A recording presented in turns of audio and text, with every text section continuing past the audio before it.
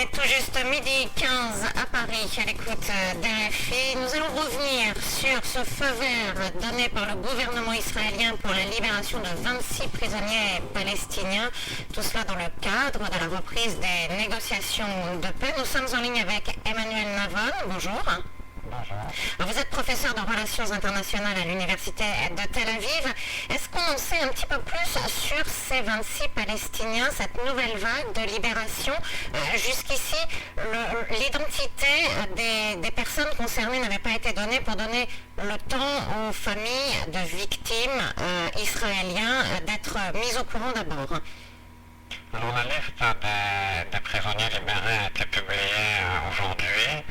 Elle est sur la plupart des sites d'information israéliens. Quant aux familles des victimes israéliennes, elles n'ont malheureusement pas été prévenues à l'avance. Elles ont appris l'identité des prisonniers libérés uniquement ce matin. L'une des familles qui a fait la une des journaux aujourd'hui en Israël, c'est la famille d'Isaac Rotenberg, un rescapé de la Shoah qui a été assassiné il y a 19 ans par deux de ses co-travailleurs et qui sont aujourd'hui libérés. Ils ont respectivement 40 ans et 37 ans.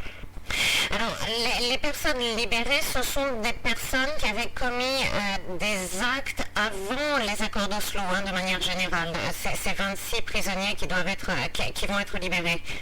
Effectivement, avant la signature des accords d'Oslo, mais encore une fois, ce sont des gens qui étaient en prison pas parce qu'ils n'avaient pas payé leurs impôts, mais parce qu'ils avaient assassiné des civils innocents. Je viens de rappeler le cas d'Isaac Rotenberg. Il y a également Ammar Massoud qui est libéré ce soir, qui avait assassiné en 1993, 2 mois avant les accords d'Oslo, maître Jan Feinberg, qui était un avocat israélien qui travaillait pour l'Union européenne. Et ces libérations, comment sont-elles vécues aujourd'hui? Une partie de la classe politique israélienne les dénonce fortement. Elles sont dénoncées par une majorité de la classe politique israélienne, tout simplement parce que ces libérations n'ont pas lieu dans le cadre d'un accord de paix, mais uniquement pour la reprise des négociations. Donc les gens en Israël critiquent beaucoup le fait de libérer des assassins uniquement pour reprendre des négociations et pas dans le cadre d'un accord de paix final. Mais est-ce que justement faire la paix, ce n'est pas tendre la main à des gens qui ont fait des actes répréhensibles aussi? Encore une fois, pour faire la paix, il faut arriver à résoudre ces différends. Mais le problème, je crois que le fait même que des assassins soient considérés comme des héros dans la société palestinienne, en dit long sur les véritables intentions de paix de l'autorité palestinienne. Je crois qu'une société qui glorifie le meurtre et l'assassinat d'innocents, on peut se poser la question sur les véritables intentions de paix d'une telle société. Alors, de l'autre côté, ça provoque également des remous avec l'autorité palestinienne, puisqu'on leur reproche d'avoir finalement autorisé la libération de prisonniers palestiniens, enfin d'avoir voulu cette libération de prisonniers palestiniens, mais en échange d'une poursuite de la colonisation israélienne dans les territoires palestiniens.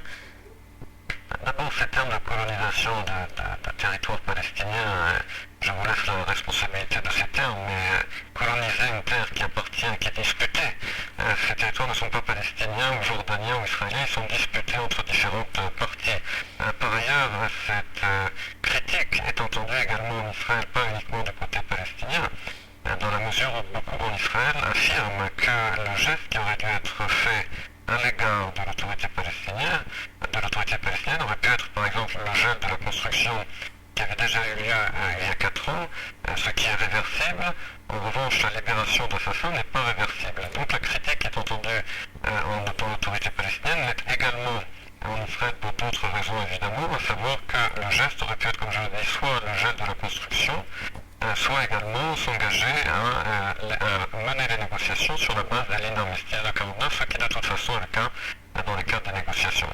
Mais à vous entendre, on a l'impression qu'on est très très loin, même avec une reprise de négociations très très loin, de pouvoir aller vers une résolution de ce conflit israélo-palestinien.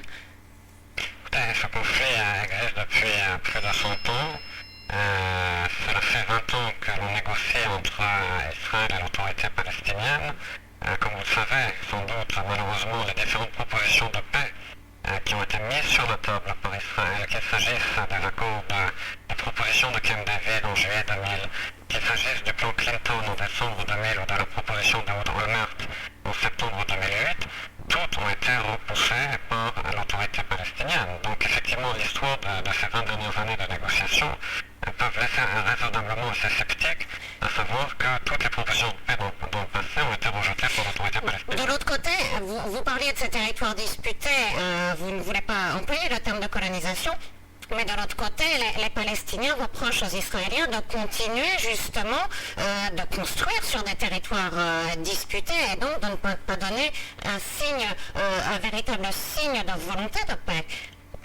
Je constate simplement qu'avant même qu'il y ait une première construction israélienne au-delà de la ligne verte, en 1967, il n'y avait pas de paix entre Israël et les Palestiniens. Par conséquent, ces constructions ne sont pas la cause du conflit, elles en sont la conséquence. Par ailleurs, en 2005, je vous rappelle, Israël a démantelé toutes ces constructions, toutes ces implantations dans la bande de Gaza. Cela n'a pas mené à la paix avec la bande de Gaza, mais à plus de 10 000 roquettes tirées sur Israël. Par ailleurs, ces constructions ne représentent que 2% du territoire contesté, 2% de la superficie contestée par les Palestiniens. Cela est réversible, cela a déjà été négocié, et Israël dans le passé a déjà fait des propositions pour démanteler une partie de ces constructions, propositions qui ont été rejetées par l'autorité palestinienne. Donc on ne peut pas faire fi des faits historiques. Mais effectivement, on est là sur une partie, pas sur la totalité.